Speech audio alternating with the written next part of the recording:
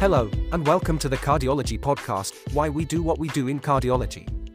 In this audio series, we will discuss the practice-changing articles in cardiology from the past to the present. This is your episode for today. The American Heart Association and the American College of Cardiology, with support from various professional societies, have released updated guidelines for managing patients with hypertrophic cardiomyopathy.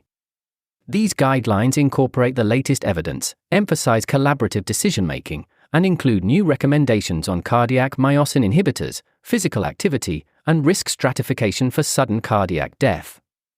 There are specific considerations for pediatric patients.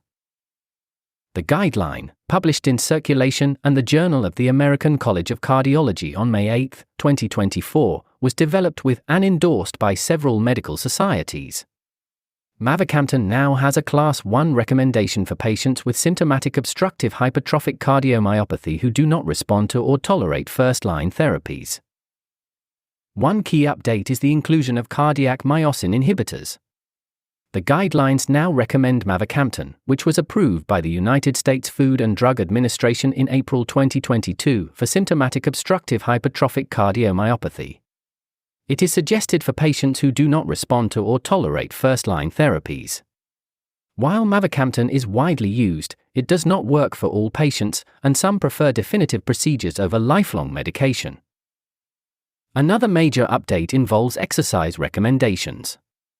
The guidelines now support more vigorous physical activity for most patients with hypertrophic cardiomyopathy, allowing for exercise beyond low to moderate intensity. Vigorous activity is defined as at least an hour of activity at a level above 6 metabolic equivalents per week, such as brisk jogging. The guidelines also include a dedicated section for pediatric patients. This section highlights new risk prediction tools and aims better to address the unique needs of children with hypertrophic cardiomyopathy. The goal is to enhance attention among pediatric cardiologists. Additionally, there is a new Class 1 recommendation for more intensive and extended monitoring for subclinical atrial fibrillation in patients at higher risk. This monitoring aims to prevent strokes by ensuring timely detection and treatment of atrial fibrillation. Patients with hypertrophic cardiomyopathy should engage in shared decision-making to create a personalized care plan. Multidisciplinary hypertrophic cardiomyopathy centers can confirm diagnoses, facilitate genetic testing, and guide advanced treatments, including septal reduction therapies. All hypertrophic cardiomyopathy evaluations should include a comprehensive physical examination, medical history, and 3-generation family history. Systemic or extracardiac symptoms should also be evaluated to rule out hypertrophic cardiomyopathy phenarcopies, such as Danon disease, Fabry disease, and RA-sopathies, as well as other causes of hypertrophy, such as hypertension, renal disease, valvular disease, and infiltrative diseases. Patients with hypertrophic cardiomyopathy should undergo an initial transthoracic echocardiogram, which should be repeated every 1 to 2 years or sooner if clinical status changes. Provocative maneuvers like Valsalva are recommended for a resting gradient less than 50 mm of mercury. If no provocable gradient is present, an exercise transthoracic echocardiogram is suggested. Family members should initially be screened with a transthoracic echocardiogram, repeated with changes in clinical status, every 1 to 2 years for children and every 3 to 5 years for adults.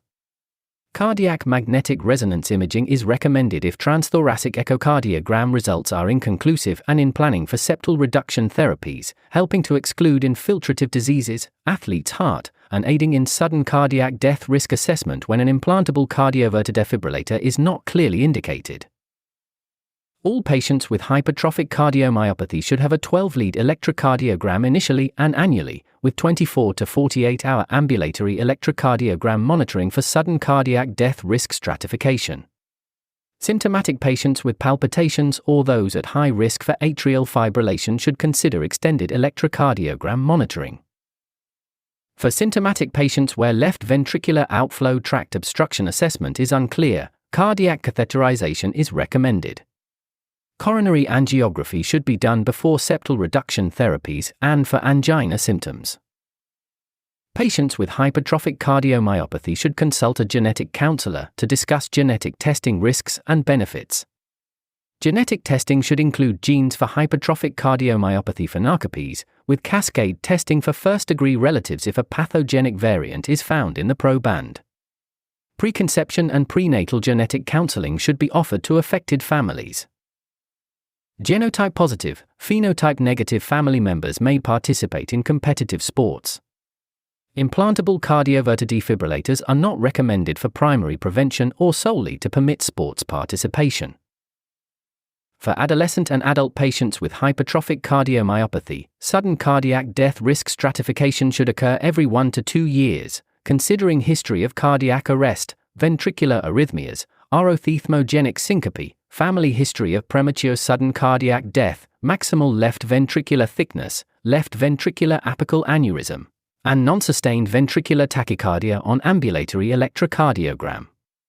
An implantable cardioverter defibrillator is indicated for patients with prior ventricular tachycardia or cardiac arrest.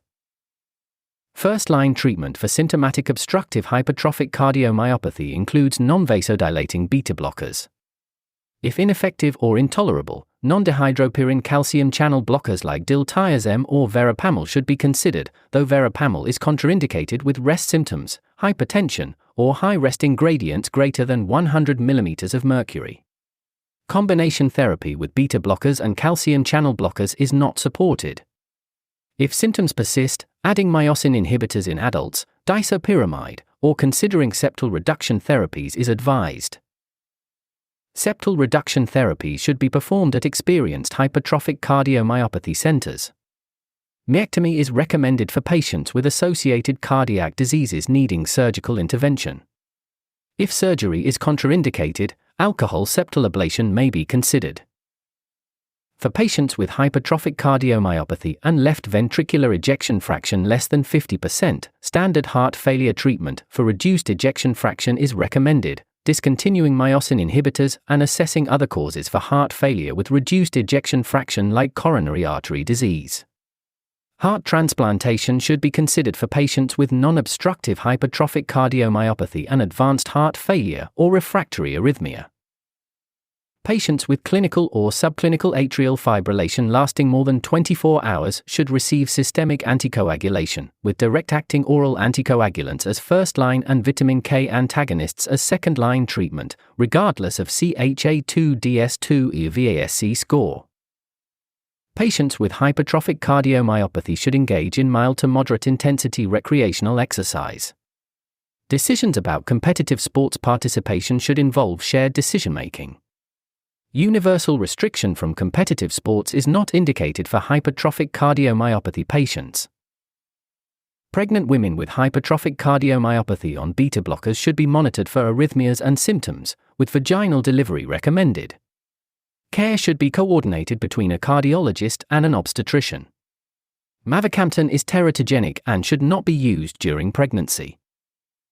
In conclusion, the updated guidelines aim to refine the therapeutic use of cardiac myosin inhibitors, encourage active lifestyles for patients with hypertrophic cardiomyopathy, and address specific needs for pediatric patients and atrial fibrillation monitoring.